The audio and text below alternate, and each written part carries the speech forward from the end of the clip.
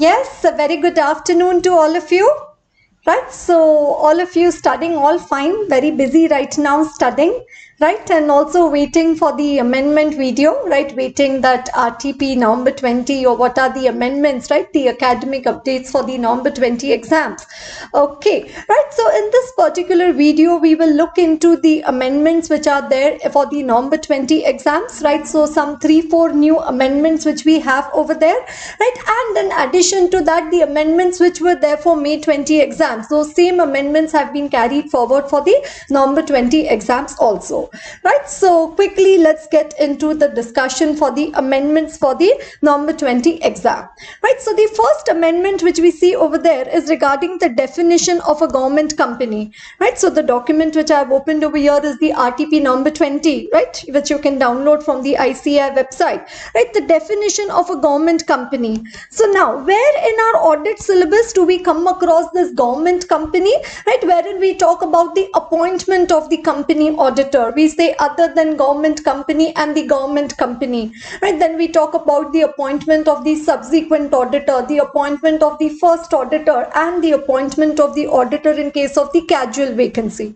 right? So appointment of auditor other than government company and the government company, right? So first we there look into the definition of a government company as per section 2, right, clause 45, right? And what is the definition of government company, which we've always been studying so far, in which a government company is the company in which not less than 51% of the paid up share capital is held by the central government, state government, partly by central or state government, and which is a subsidiary of a government company. And this is the definition of government company we know about. Yes, in which not less than 51% of the paid up share capital is held by the central government, state government, or partly by the central or state government, or which is a subsidiary of a government company. Now, what is the amendment over there? It says not less than 51% of the total voting power. Right, so now no saying paid up share capital over there. You have to consider it to be the total voting power. And a total voting power, because there could be some differential voting right shares also. No, generally it is 1 share 1 vote, but there could be some differential voting right shares where it could be 1 share 2 votes up to 10 votes, which are called as the superior right shares, and the superiority is with respect to the voting. Right, so that's the change in the definition in case of the government company, in which not less than 51% of the total voting power, right? So this particular question say expected in the right MCQ or so, right? So that's the first amendment over there. Second one, right, it is regarding the section 143 subsection 3 of the Companies Act, right? 143.3, the duty as to reporting, right? Reporting on other legal regulatory requirement. Right, in our audit report of SA 700, right, we have the title, addressee, opinion, basis for opinion, going concern, key audit matters, right, if any, then management's responsibility, auditor's responsibility, and then the other reporting responsibilities, right, reporting on other legal regulatory requirement. So one where we say 143.11 matters have been reported as an annexure to the audit report, that is the CARO matters. And by the way, which CARO is applicable for your November 20 exams? Right, for the November 20 exams, which CARO is applicable? The CARO 2016 is applicable for the November 20 exams. Right, the CARO 2016 is applicable for the November 20 exams. Right, is it clear to everyone? Okay, right. So now again coming back to that reporting on other legal regulatory requirements. So one, you make a reference of 143.11, and okay, those matters have been reported as an annexure to the audit report. And then 143.3.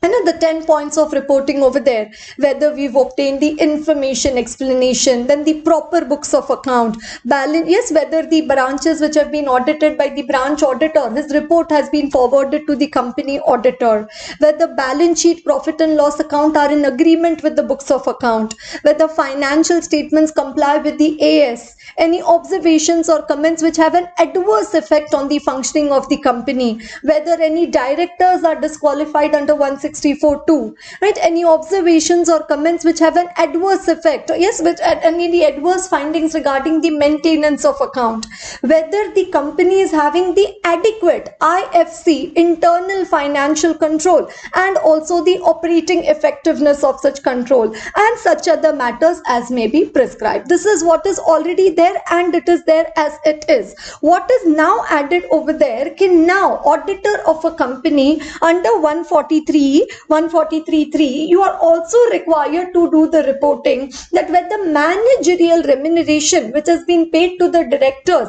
whether it is in compliance with the provisions of section 197 subsection 16, or whether any excess managerial remuneration has been paid, right, in excess of the limit laid down under this section.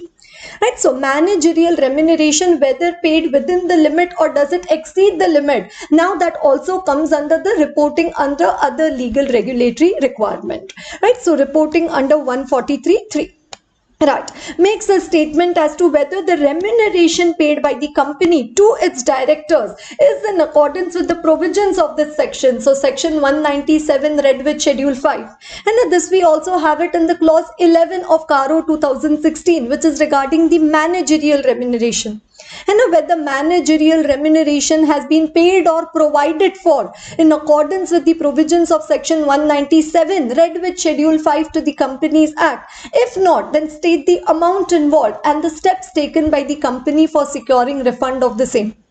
And so in CARO 2016 it is there in clause 11, but now in CARO 20, later on, okay, so if you see CARO 20, right, the later on CARO which has come, there is no managerial remuneration clause.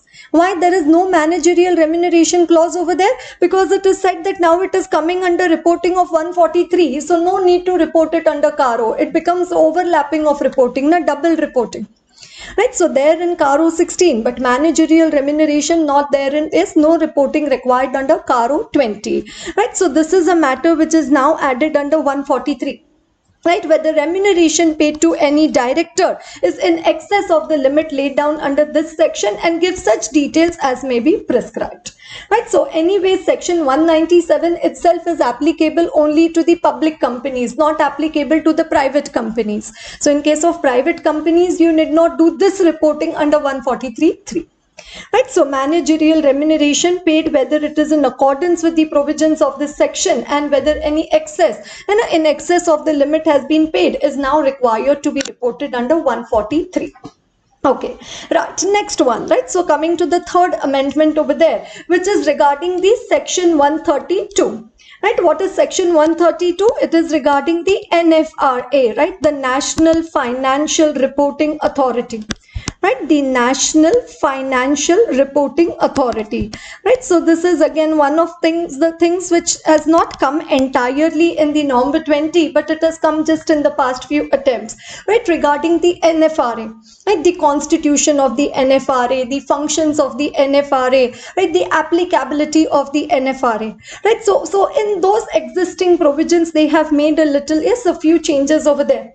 Right, so whatever functions are required to be performed by the NFRA, right, to make recommendations to CG regarding accounting auditing standards, right, to monitor and enforce compliance with accounting auditing standards, to make measures for improvement, to monitor, right, so all those, the functions of the NFRA would be performed by such divisions as may be prescribed. So it says a separate division of NFRA would be constituted through which it will perform its function. So that is one subsection which has been added over there, right, regarding the NFRA. Right, then every auditor, right, so one, after the appointment of the auditor, the company is required to file form ADT1 with the ROC. And after appointment of auditor, the company has to file form ADT1 with the ROC.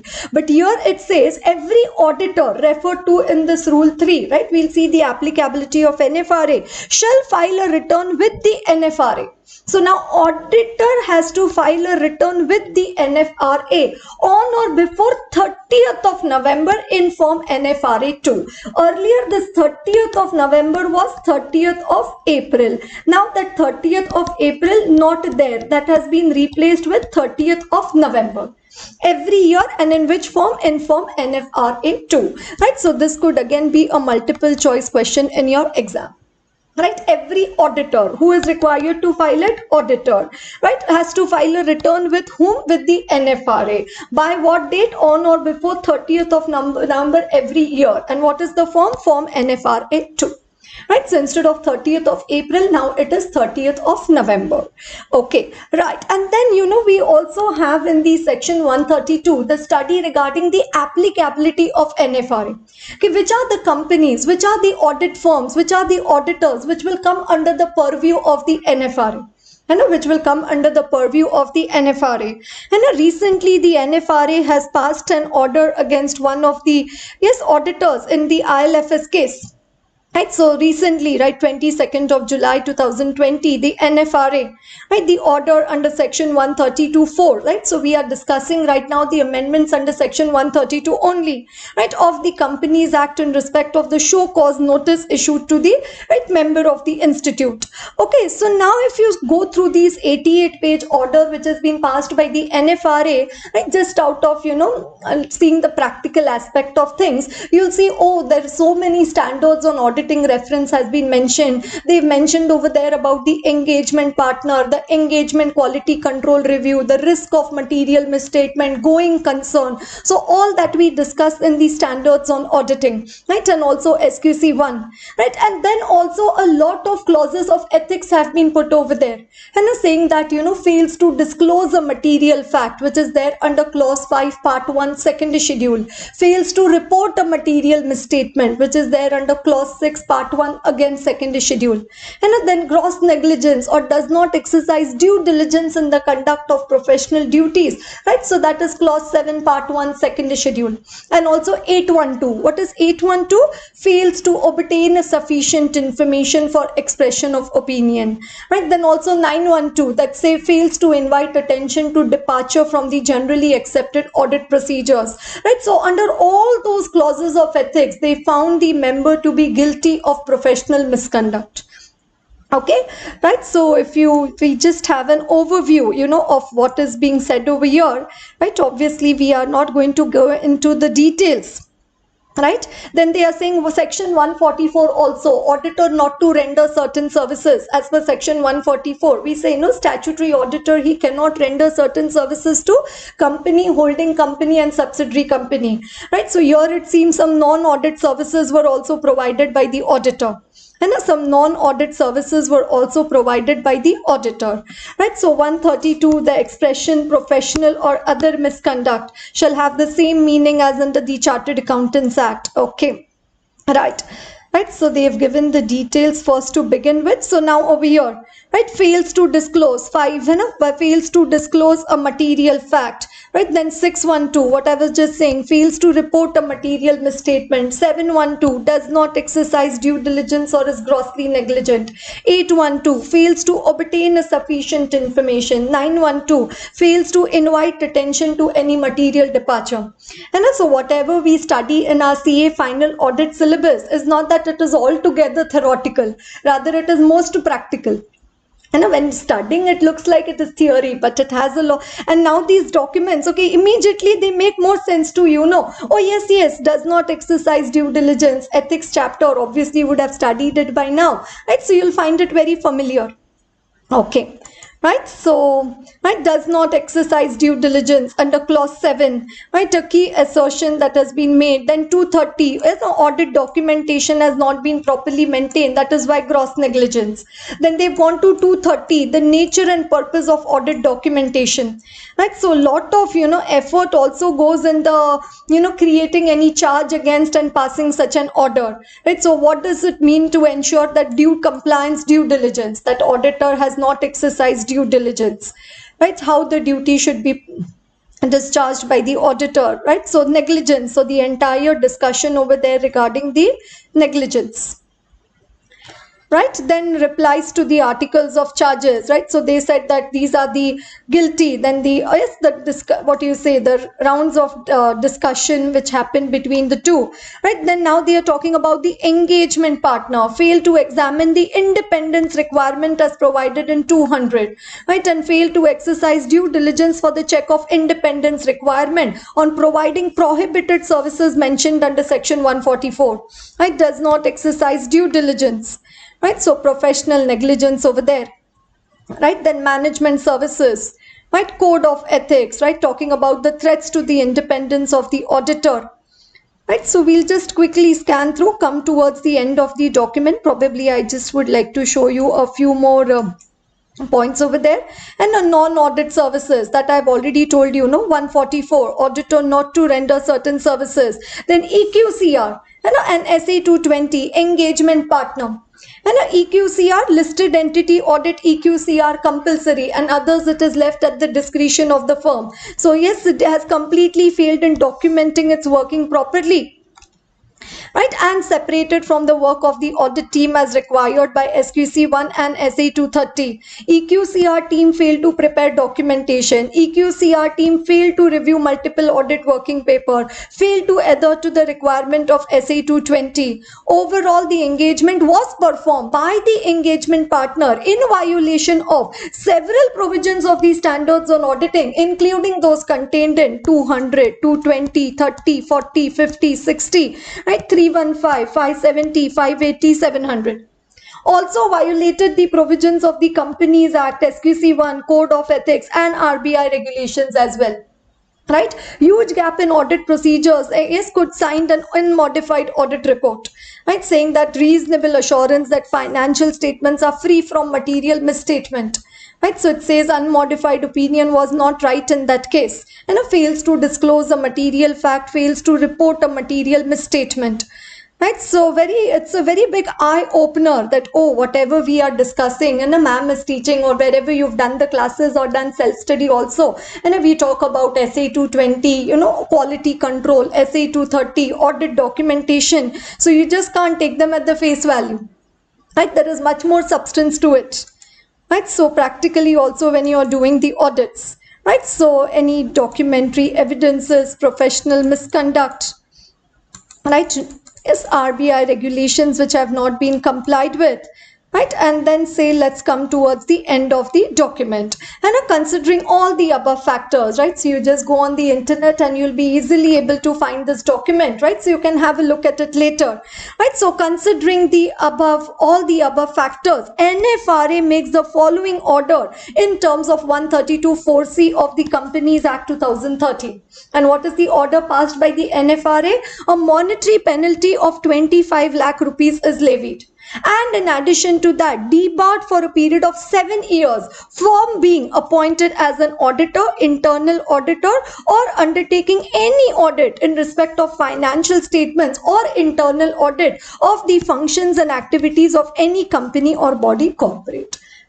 Right? So one, monetary penalty of 25 lakh, and second, debarred for a period of 7 years from being appointed as an auditor, internal auditor, or undertaking any audit in respect of financial statements or internal audit of the functions and activities of any company or body corporate, right? So debarred for a period of 7 years, right? So this is where we are seeing the practical application of the provisions of section 132 subsection 4 and clause C over there. Okay, now let's come back to the amendments that we are discussing, right? So I'll come to the third point over there, but as I just showed you the NFRA order, first I would now prefer to come to the fourth point over there for the NFRA, punishment in case of non-compliance, right? I hope all of you are listening to me, right? If a company or any officer of a company or an auditor or any other person, so company, officer or auditor or any other person contravenes any of the provisions of the NFRA rule, the company and every officer who is in default or the auditor or such other person shall be punishable as per the provisions of section 450, right? And now they've specifically added under, so section 450, that is one charge over there. And second, further as per section 132(4) of the Companies Act as amended by the Companies Amendment Act 2019, NFRA, where professional or other misconduct is proved, right now we saw that both of these misconduct were proved in that NFRA order. NFRA have the power to make orders for imposing penalty not less than 1 lakh rupee, and in case if it's an individual doing the audit, then which can exceed up to 5 times the fee received, right? So not less than 1 lakh rupee, which may extend to 5 times of the fees received in case of individual, and not less than 5 lakh rupees. So 1 lakh rupee in case of individual and 5 lakh in case of the firm, but which may extend to 10 times of the fees received in case of the firm. Right, so minimum 1 lakh, which may extend up to 5 times of the fees received. So if the audit fee received by your firm is say by the individual is say 1 crore, right, then the penalty which could be put by NFRA could be up to 5 crore. Right, if the fee received by the firm is say 1 crore, then the penalty could be up to 10 crore, right? So 10 times in case of firm and 5 times in case of the individual, right? So very important over there. Right, and what is the minimum? Not less than 1 lakh rupee, and you're not less than 5 lakh rupees in case of the firms, and in case of individual not less than 1 lakh rupee. Right, is it clear to everyone? Yes, imposing penalty of not less than 1 lakh rupee, 1 lakh which may extend up to 5 times of the fees received, and so audit fee received in case of individual, and not less than 5 lakh rupees, but which may extend to 10 times of the fees received in case of the firm. So that is one, the penalty part. Right, and second one, debarring the member. So in case of this NFRA, right, over here, what was the penalty over here? 25 lakh rupees. No, 25 lakh rupees, but here it says individual 1 lakh, not less than 1 lakh, and firm not less than 5 lakh, right, and up to 5 times and up to 10 times, right, of the fees received. Okay, and second, debarring the member or the firm from being appointed as an auditor, internal auditor, or undertaking any audit in respect of financial statements or internal audit of the functions and activities of any company or body corporate. Did we see the very similar wordings over here? Right, did we see the same wordings over here? Auditor, internal auditor, or undertaking any audit in respect of financial statement or internal audit of the functions and activities of any company or body corporate. Here it says for a period of 7 years. Right, so here the order has been passed for 7 years. Right, so cannot be appointed as an auditor, internal auditor, or perform any valuation as provided under section 247. Right, so now cannot be appointed as auditor, internal auditor, or performing any valuation for a minimum period of 6 months. For a minimum period of 6 months, or such higher period not exceeding 10 years. Right, so in that NFRA order it is 7 years. Right, but what is the range? 6 months to 10 years. Right, as may be determined by the NFRA. Right, as may be determined by the NFRA. Right, so penalty and also debarring the member, and debarring the member or the firm. So the entire firm could also be debarred. Right, so either the member or the firm. Right, what does it say? No audit, no internal audit, or not providing any valuation for a minimum period of 6 months, right, and which may extend up to 10 years. Right, so this is by the NFRA. In addition to this, the disciplinary committee of ICI would also take some action against that member. And also it's under the second schedule. So there it could be, remove the name of the member permanently or for any period, or also impose a fine of up to rupees 5 lakh. But that is under the Chartered Accountants Act by the disciplinary committee. Right, here it is by the NFRA. Okay, right, then we also have one more provision which is regarding the applicability of NFRA. And okay, which companies, which body corporate, which auditors come under the purview of come under the lens or the radar of the NFRA. Right, so whenever, anywhere, any list is made, first to stand in the line is the listed company. And whenever any list is being made, which is the first entity to be over there? Listed company. Right, so these are, say, the highlights for November 20. Right, so if you have so whatever is there in that RTP November 20, the academic updates, those same I have incorporated over here and a little bit more. So those of you who would like to download this can go to aartilahoti.com. Here you have the free resources. Right, you can register over there, and then you can right? Just download this particular amendments from there, right? So I hope it is clear for everyone. So generally students have a question from where do I get the amendment notes which are discussed in the class. So I've showed you that here where the free resources icon is there, you can get it from there, right? And you probably also would have seen about the mind map book which has been like the ebook for mind map which has been released lately, right? So a little bit I'll also be mentioning about the mind map also. Okay, right. But before we come to the mind maps also, let us come to the discussion regarding this NFRA, correct? Conclude with the discussion regarding NFRA, right? So which are the classes of companies to which NFRA provisions are applicable? One, as I told you, listed entities, and on any stock exchange, whether in India or outside India, right? Listed on any stock exchange in India or outside India. After listed companies, you always have the unlisted public company having paid up share capital of more than or equal to 500 crore, or having a turnover of more than or equal to 1000 crore, or having the loan debenture deposit of more than or equal to 500 crore, right? So 500 crore, 1000 crore, 500 crore. Right, then the three best friends, insurance company, banking company, and the electricity supply company. And applicability of NFRA, right? Listed entity, then unlisted public companies, 500, 1500. Then these three best friends, insurance, banking, and the companies engaged in the supply of electricity. Now this red color over here, that is the amendment.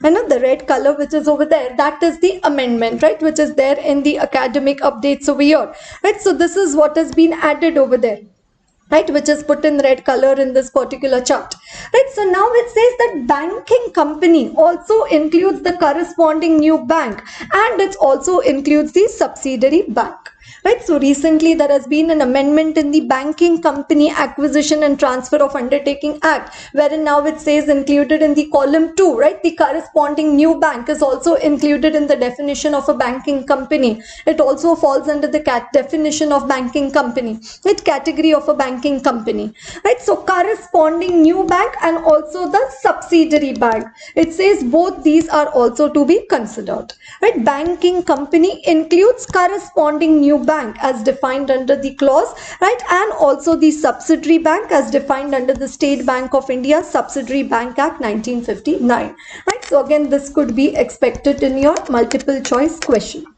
right? So that's the amendment over there. Okay, banking company, insurance company, electricity supply companies, they come under the purview of NFRA. But now banking company also includes the corresponding new bank as well as the subsidiary bank. Right, and then it says any other body, corporate or person where the central government thinks, right, in public interest that it should come under the purview of NFRA. Right, so any body, corporate, company or person, or any classes of body, corporate, company or person on a reference made to the NFRA by the CG in public interest. So central government thinks that these companies should also come under the lens of NFRA. It's in public interest. Even those will be covered by NFRA. And the last one, right? So we have A, B, C, D over here. No, listed company, unlisted public company, 500, 1500. Then banking, insurance, electricity supply. And then we have those where references made to the NFRA by the central government in public interest. Right. So any subsidiary or associate of the above four, A, B, C, D, any subsidiary or associate of the above four, which is registered, incorporated outside India, if it contributes more than 20% of the consolidated income or the consolidated net worth of the entities referred to in A to D above.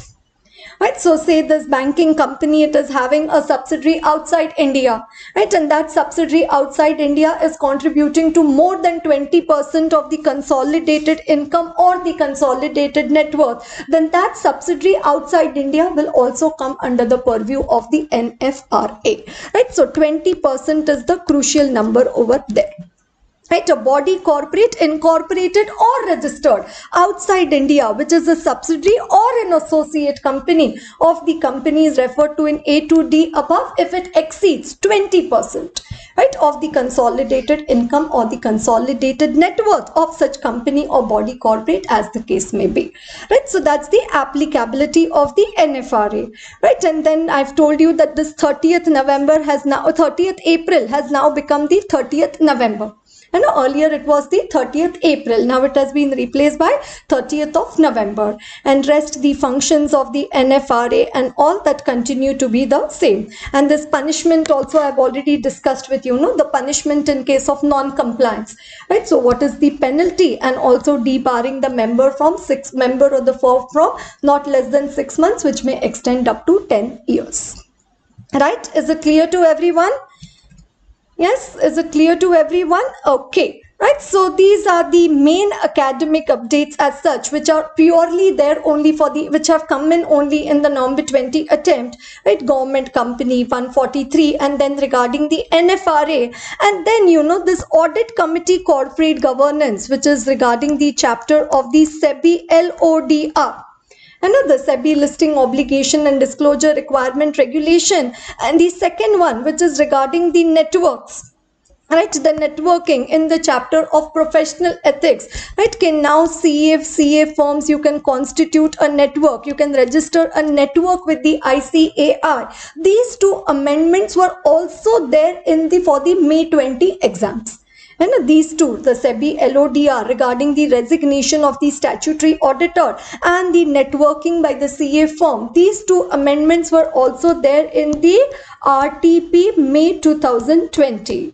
Right. So if you go on the right where you are seeing this video, yes, you please go to the other videos on this particular channel. You will also find over there the RTP May 20 amendments, part 1 and part 2, right. So one of them talks about the SEBI LODR and the other one talks about the networking, right. So these two amendments are like the carry forward and the brought forward from May 20 to November 20. Right, is it clear to everyone? Right, so what is the interesting part over here? Just if we take an overview or a revision of this amendment over there regarding SEBI LODR, it says auditor of listed company wants to resign.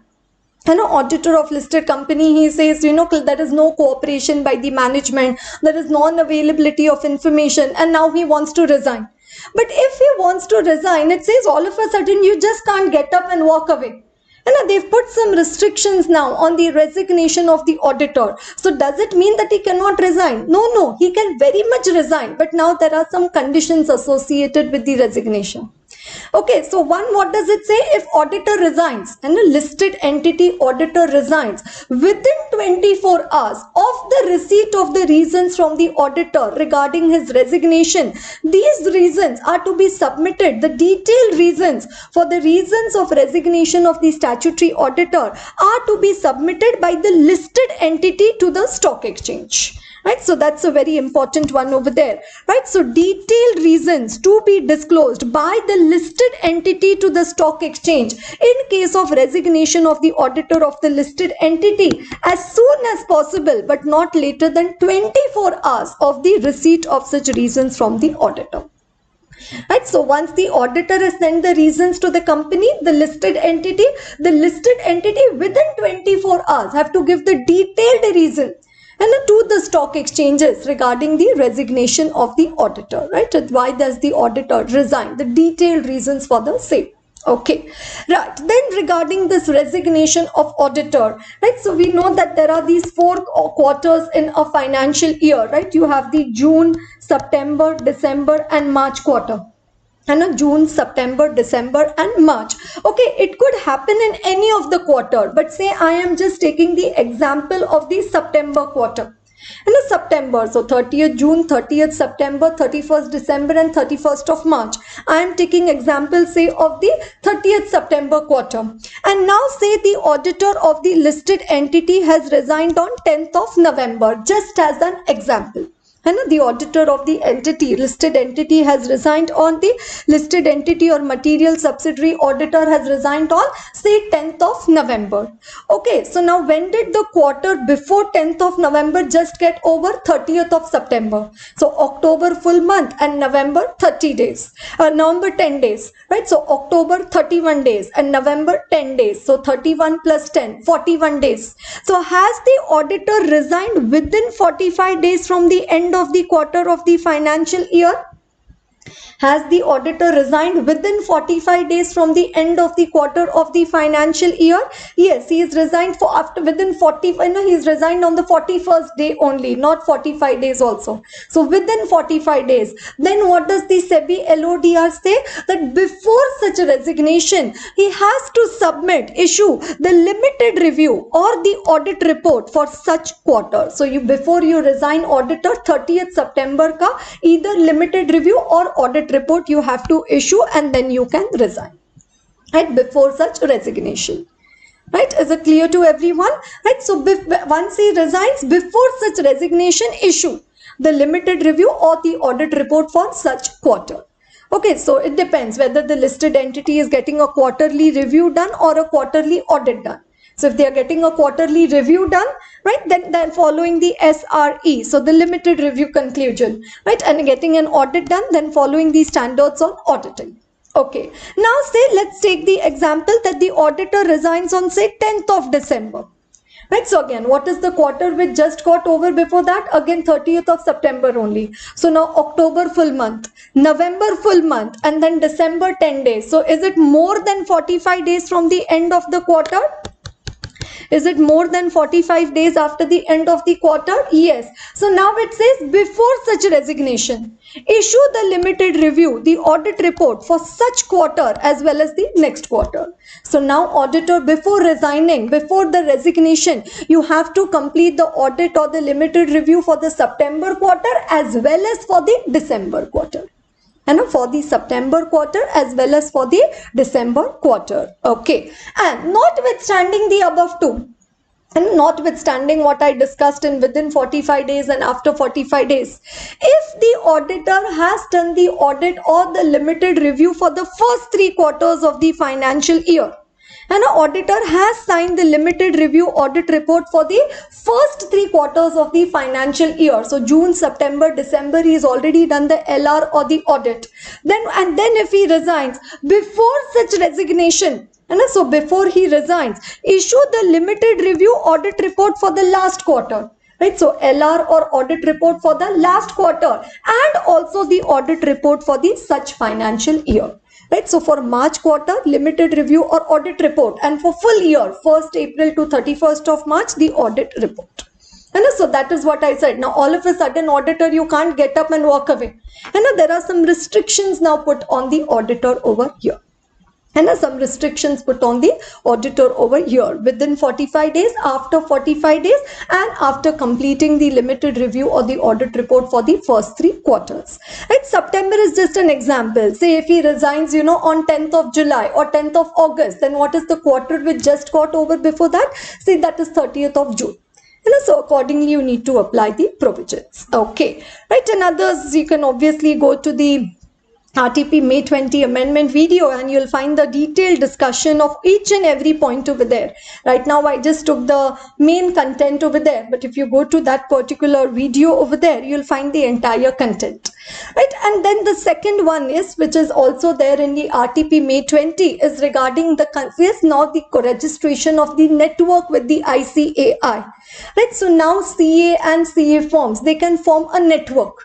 And so each firm is having its own expertise. One is good with tax audit, another good with mergers and acquisition, say another good with statutory audit, right? So they can come together and form a network, right? So this network is to be registered with the ICAI, right? So required to be registered with ICAI. First, you have to get the name of the network approved from ICAI. So, if it's a firm or an individual, then we say and a company and associates.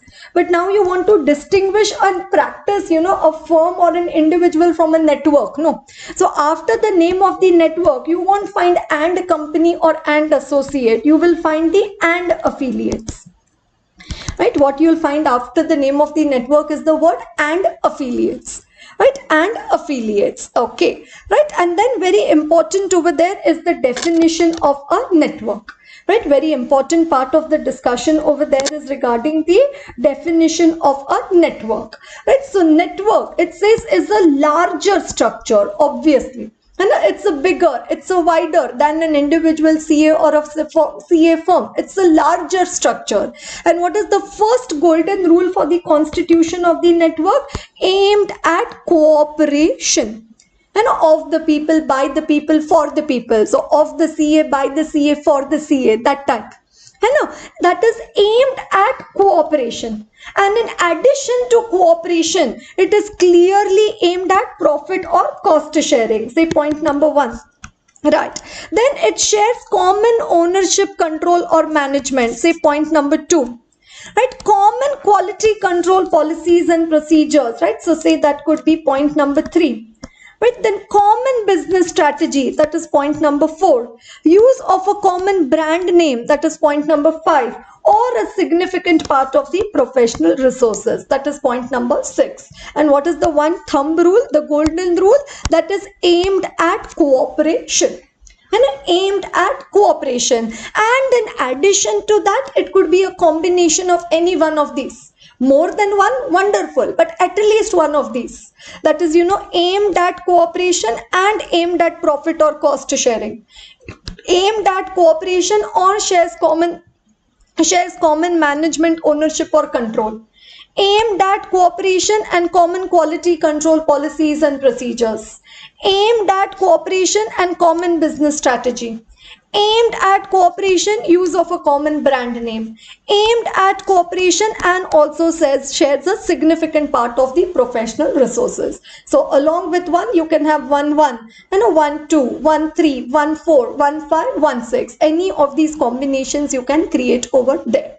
Right? So that is what they've explained over here in the concept of the network. And that is what is explained over here in the concept of the network. Right? If you see, aimed at cooperation, right, and aimed at profit or cost sharing, deemed to be a network. So what combination I said this is? 1, 1. Right. Then aimed at cooperation and shares common ownership, management, control, again deemed to be a network. So 1, 2. Then aimed at cooperation and common quality control policies and procedures, deemed to be a network. So this is 1, 3.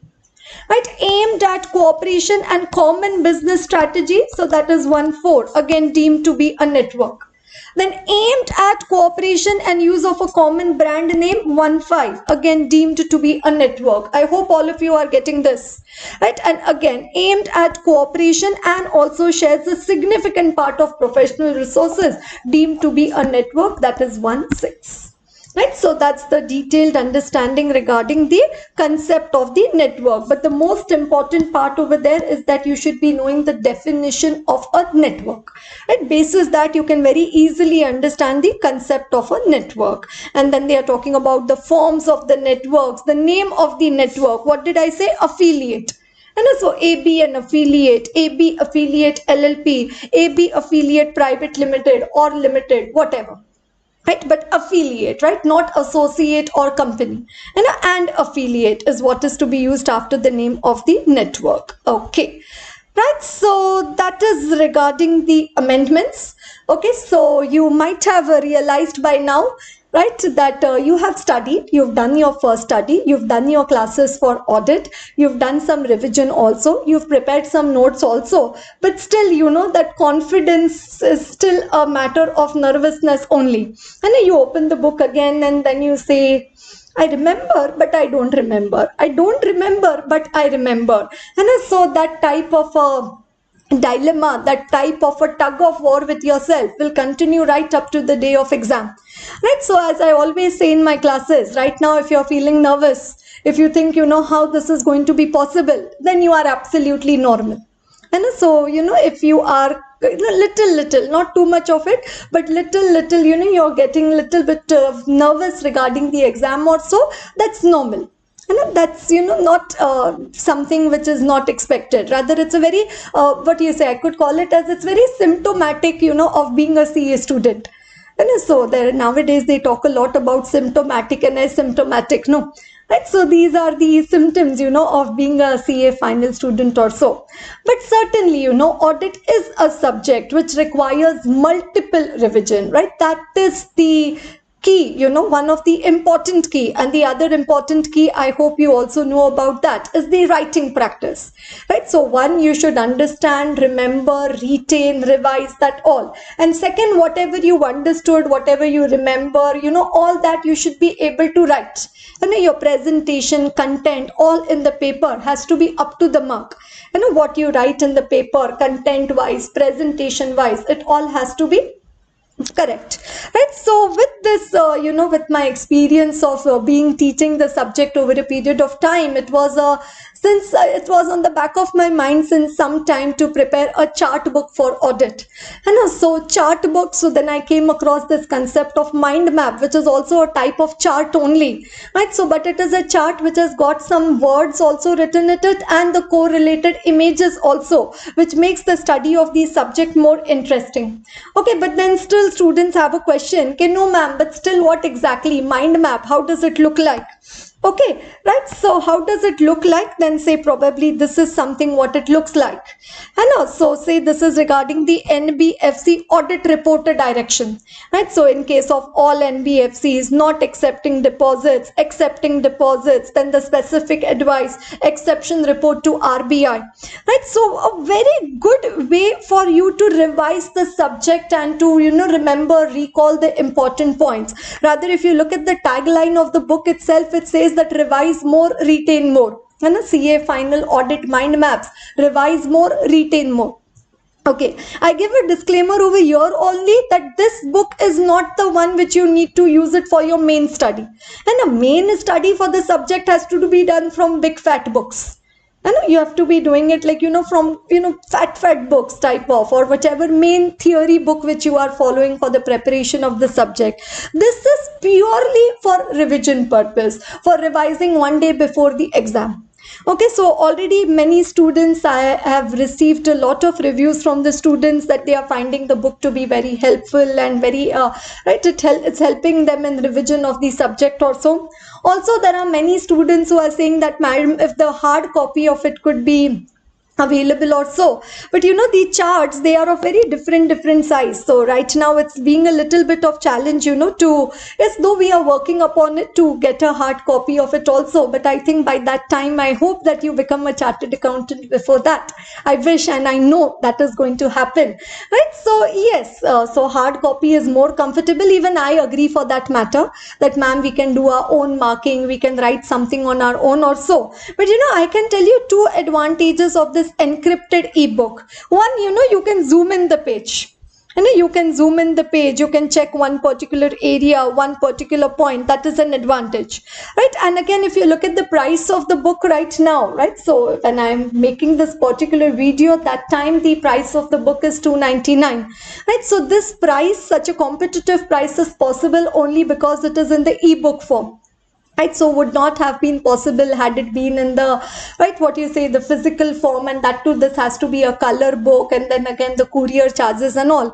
So I know that in case if you have to study, you would have bought that also, but right now it is only available in the PDF form, right? The encrypted PDF. After you buy the encrypted PDF also, there is no print option. So students have been writing mail, okay, can I print it after I buy it? So no, even after that you cannot print it. Okay, but not that, because it is the book which I have designed and prepared. So I to say I have put in so much of effort in the preparation of this book that I can write a book regarding how I have prepared the mind map book.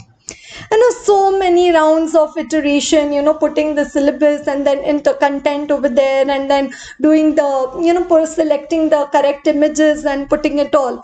But, all the efforts, the result, the fruits of the effort will be only when you find it beneficial for your exam. If you find it beneficial for your revision. Otherwise, though, there is no, usage or value as such of those efforts. But, it's thanks to the COVID time that I could get, right, that particular window, yes, wherein I could work on such a book. Okay, right. So maybe if I could show you a few others, like say this is external confirmation. So obviously many of the mind maps have been broken into more than one. So this is 1.2. So there is also the 1.1 for SA 505 external confirmation. Right. So it's like, you've studied that flow chart. Now it's a graphic presentation of each part of the entity's control system. It gives you a bird eye view type and a concise way. So this is also like a concise way to revise.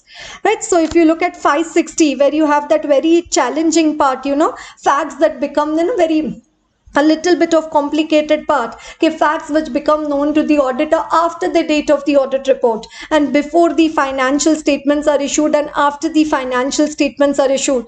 And some sort of what do you say, interest in the subject also gets developed, wherein you see this emoji, determine how management intends to address the matter. So now you determine and okay, how the management has looked into. So it even uplifts, so obviously not only for the entertainment, our main purpose is study, but something related to the study of the subject. So it's interesting. And a carry out audit procedure. So you see, these auditors, they are all together carrying out some audit procedure. And then emphasis of matter paragraph, modify the opinion, right? Then audit report, right? So different. Right now, auditor will seek to prevent reliance on the future reliance on audit report. So auditor says, I will no longer place reliance on the audit report. And a management does not amend the financial statements. Right? So, right, this is it what I wanted to tell from my side. Ultimately, it is you hook or by crook. It's not that if you study from this book only you can revise. You can revise anyway. I know, so that is an absolute truth, which I don't deny. But yes, this book should be beneficial, is beneficial for you to prepare for the exams. Right, and also the RTP November 20, the MCQ, the multiple choice questions which have come over there. I will be uploading a video for that also on YouTube. And I hope that all of you have also seen these CA final audit ICAI MCQ discussion. There is a series of around some 10-12 videos over there, right? Some 12 videos over there, right? So which covers a lot of, covers all rather the ICAI MCQs which have been released so far. Right, so many students have found these to be very beneficial, for doing the preparation for the MCQ part of the paper.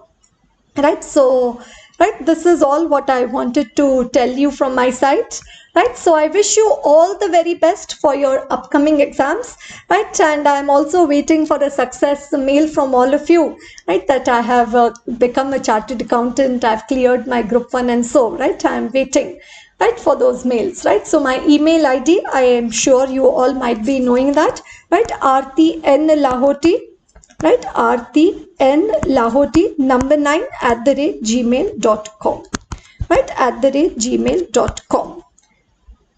Okay, right, so thank you so much.